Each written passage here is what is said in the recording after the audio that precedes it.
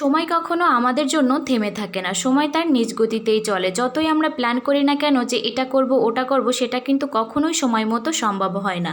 কালকে রাতে প্ল্যান করে রেখেছিলাম আজ যেহেতু শুক্রবার সকাল সকাল ঘুম থেকে উঠে নাস্তা তৈরি করব, দুপুরে আমাদের পছন্দের আইটেমগুলো রান্না করব, সেটা আর সম্ভব হলো না। হ্যালো এভরিওয়ান, আসসালামু আলাইকুম।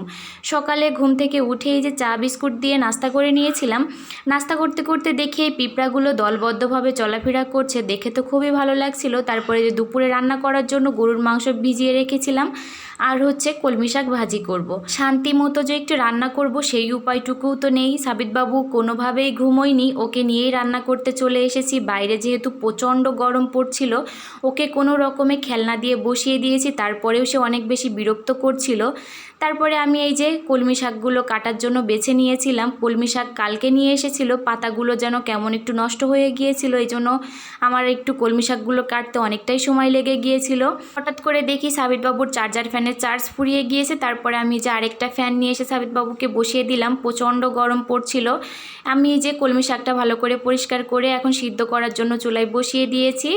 আমি ভালো করে সিদ্ধ করে নিয়েছিলাম। সাবিতবাবু অনেক বেশি বিরক্ত করছিল, এই জন্য আর ভিডিও করা হয়নি। তো আমি সিদ্ধ করে তুলে নিয়েছি। এখন আমি যে শাকটা বাগার দিব, তার জন্য একে একে সব উপকরণগুলো দিয়ে আমি একটু ভালো করে ভেজে নিয়েছি। যখন এই কালারটা চেঞ্জ হয়ে গিয়েছে তখন আমি শাকটা ভালো করে ভেজে নিয়েছি। আবারও শাকটা ভাজা হয়ে গিয়েছে, আর শাকটা খেতে যে কী পরিমাণ মজা হয়েছিল তা বলার বাইরে।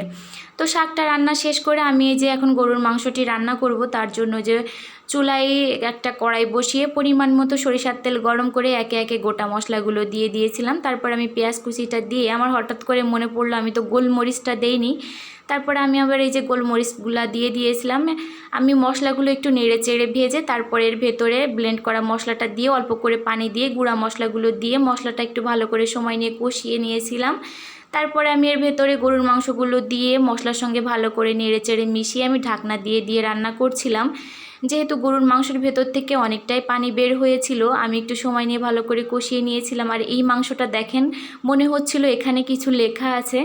তো যাই হোক, আমি এই যে মাংসটা একটু সময় নিয়ে ভালো করে কষিয়ে এখন আমি এর ভেতরে কিছু আলু এবং রসুন দিয়ে দিব। রসুন সাবিতের পাপার অনেক বেশি পছন্দ।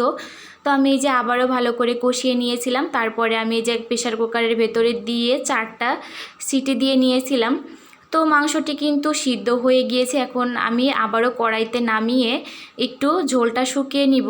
আজকে রান্না করার সময় সাবিতবাবু এত বেশি বিরক্ত করছিল যে তার জন্য আমি অনেক দ্রুত কাজকর্ম করছিলাম। তো বেশি তাড়াহুড়ো করতে যেয়ে যে আমার হাত থেকে বাটিটা পড়ে ভেঙে গিয়েছে। তো আমার তো মনটা একদমই খারাপ হয়ে গেল। তো কি আর করা, কিছু তো করার নেই। এই দিক থেকে আমার মাংসটিও কিন্তু রান্না হয়ে গিয়েছে। দেখেন কতটা বেশি লোভনীয় লাগছে, খেতেও মাশাআল্লাহ অনেক বেশি মজা হয়েছিল। তো এটাই হচ্ছে আমার গরুর মাংসের ফাইনাল লুক। প্ল্যান ছিল আরও অনেক কিছু রান্না করার, সেটা আর সম্ভব হলো না যেহেতু সাবিতের পাপা বাসায় নেই। যে কালকে মেহেদি পড়েছিলাম, এটাই হচ্ছে মেহেদির কালার এসেছিল। তো সাবিত বাবুকে ঘুম পাড়িয়ে দিয়ে আমি এই যে খাবার নিয়ে বসে পড়েছি। আমার অনেক বেশি ক্ষুধা লেগেছিল। তো এই যে আমি খাবারটা খেয়ে নিয়েছিলাম। আজকে খেতে খেতেই আপনাদের কাছ থেকে বিদায় নিয়ে নিচ্ছি। সকলে ভালো থাকবেন, সুস্থ থাকবেন এবং আমাদের জন্য দোয়া করবেন। আল্লাহ হাফেজ।